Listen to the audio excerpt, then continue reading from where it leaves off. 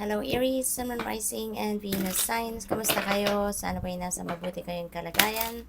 Welcome back po sa Star Tarot. Kung bago kayo dito, welcome din kayo. Thank you sa inyong support. I truly appreciate it. God bless you all po. Tingnan natin ang mga messages ni Aries. We have the moon energy. Things are not what they seem to be, Aries. Kaya dapat be aware kayo, no? At hindi lang, alam mo yun, yung parang pagganahin ninyo yung observation ninyo, yung pakiramdam ninyo, kasi hindi lahat ng nakikita ninyo yun na yun, no? Hindi lahat ng nakikita ng inyong naked eye, that's all it, no? Maaaring meron pang kayong dapat na alamin, 'di ba? Underneath, meron pa kayong dapat na imbestigahan or ipagtanong, 'di ba? Yung mga ganoon. Kasi maaari din na meron deception, no? Dito na nangyayari. Baka merong sitwasyon sa inyo dito na parang paano lang 'yan, yung parang palabas lang kung anong nasa surface na nakikita ninyo, baka parang pain lang, 'di ba? Yung gano'n. Tapos yung pala may hidden agenda sa inyo ang isang tao, no? So there could be deception dito happening for some of you. Kaya wag kayong masyadong magtitiwala, no? Agad-agad sa kung ano lang yung naririnig ninyo, nakikita ninyo, yung gano'n. So mahalaga na pakinggan ninyo ang inyong intuition. Kasi yung intuition ninyo will always send you a signal, no? Kung merong something wrong or if there's something off doon sa tao na kausap ninyo or sa sitwasyon mismo, no? Yung ganon. So, what else? We have Knight of Swords. Ayan. So, maraming pagbabago, no? Or may mga pagbabagong magaganap sa buhay ninyo around this time, Aries. At maaring yung mga pagbabago na yan also it could be in any area of life, no? Depende sa inyong sitwasyon. Pero napipick up ko din dito, maaaring meron kayong pagbabago pagdating sa perspective, no? Maaaring meron ditong magbago doon sa the way you approach things, people, situation, yung gano'n, no? Possibly din na mayroong mga opportunity na dadating dito sa inyo na maaaring magmamadali kayong i-take advantage yan. Kaya maaaring matempt kayo dito na hindi na kayo mag-isip, no? Hindi na ninyo pagmuni-munihan, hindi na ninyo pag-isipan mabuti. Kaya you may take risk dito ng mabilisan, ano. So, yun, importante na makinig kayo sa inyong intuition. Okay? Allow your intuition to be your guide, lalo-lalo na sa mga ganong sitwasyon. Kasi baka sa pagmamadali ninyo, no? Baka mapasubo kayo or baka hindi, alam mo yun, yung makapasok kayo sa isang sitwasyon na, alam mo yun, hindi kayo sigurado. Okay?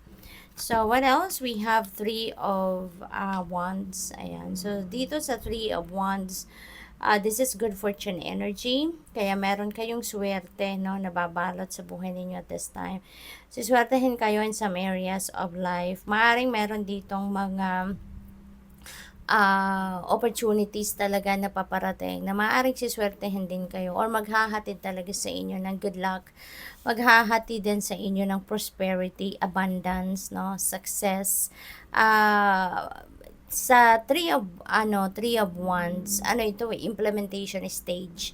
Kaya nanggaling na kayo doon sa planning stage, which is the two of wands. So siguro ngayon, kung ano man yung pinagplanuhan ninyo, maaari din na yan ay you're going to implement that, you're going to roll the dice na kumbaga, no?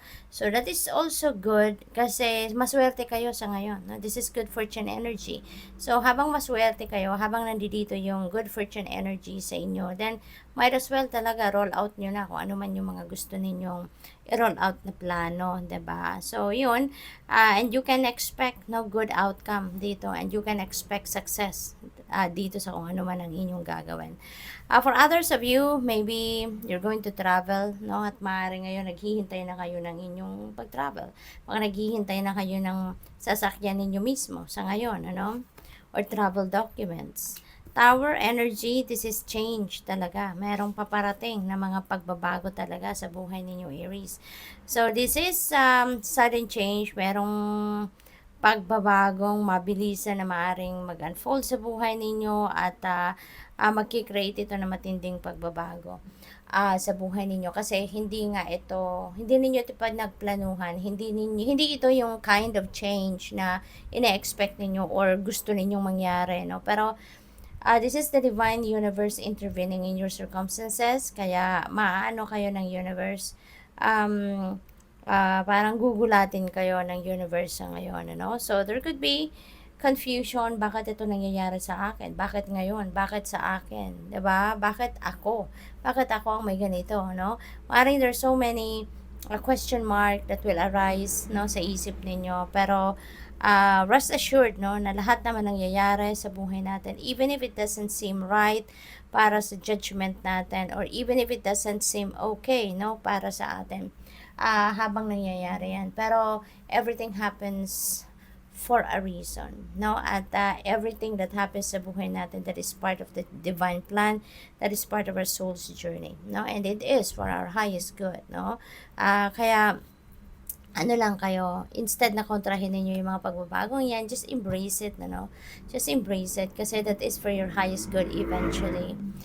We have this eight of cups, no? So you're really heading towards something new, no? Meron kayong pupuntahan na something na sitwasyon na kung saan doon kayo magiging masaya, doon kayo magiging fulfilled, no? Contented, yung ganon. You're going to leave something behind you. So maaring ito ay isang sitwasyon na hindi na nagsiserve ng inyong highest good. Alam ninyo na there's nothing there anymore for you. Wala ka na ding makukuha dyan. Wala ka nang maibibigay din. Wala ka nang masishare. Kaya it's time to go. No? Kasi para feeling ninyo dito, useless na kayo. No? Wala na eh. Wala na kayong maibubuga pa sa sitwasyon na yan. Parang narating nyo na yung ceiling. Narating nyo na yung punto wherein there's no room anymore for you to grow, for you to advance. No? Wala na. Kaya, you're going to leave that behind you. So, yung mga pagbabago ito, there could be travel involved talaga rito, no? Aries, maaaring magre-relocate ang iba sa inyo rito. The Empress, ayan, napakaganda nitong Empress energy, lalo-lalo na pagdating sa kapirahang aspeto, no? This is an opportunity na magdadala sa inyo ng prosperity and abundance. Kaya napakaganda, you're going to be very wealthy siguro at this time, magkakaroon kayo ng pagkakataon na ma-enjoy yung luxury, 'di ba? Material na bagay, magkakaroon kayo rito. Ang iba rin sa inyo rito, maybe you're going to nurture yourself more. Sa ngayon, mas bibigyan niyo ng oras, mas maraming oras yung sarili niyo sa ngayon para ito ay maalagaan. So which is really good, 'di ba? What else? We have Five of Wands. Ayan. So, in reverse. So, maganda to kasi in reverse. So, ibig sabihin nito, kung meron mga away, diskusyon, hindi pagkakaintindihan with someone or with a group of people, that is going to come to an end na. Matatapos na yung conflict ninyo. Matatapos na yung pag-aaway, yung mga hindi pagkakaintindihan. Maybe you may enter a compromise sa ngayon, no? Baka mag-a-agree na kayo, magpipirmahan kayo na hindi na kayo mag-aaway. No? Yung mga ganon. Baka you're going to discuss kung ano man ang pinag-awayan or kung anong hindi pinagkaintindihan, and maybe you're going to patch that up, no, sa ngayon. So which is good. We have, Wheel of Fortune. So, Aries, this is good luck and good fortune on your side. Three of Wands is also good fortune energy. So, talagang mababalot kayo ng swerte sa ngayon. Maraming positibong pagbabago sa buhay ninyo na magaganap ngayon, Aries, no? Babalutin kayo ngayon ng good luck and good fortune. Kaya, sa iba't ibang parte ng buhay ninyo, kayo siswertehin. No? Magbabago na ang inyong sitwasyon. This is the time na parang iikot na yung gulong ng palad ninyo. At kung nasa rock bottom kayo, dadalhin na kayo ng universe doon sa inyong tagumpay, doon sa inyong prosperity, abundance, kaginhawaan, wala nang problema.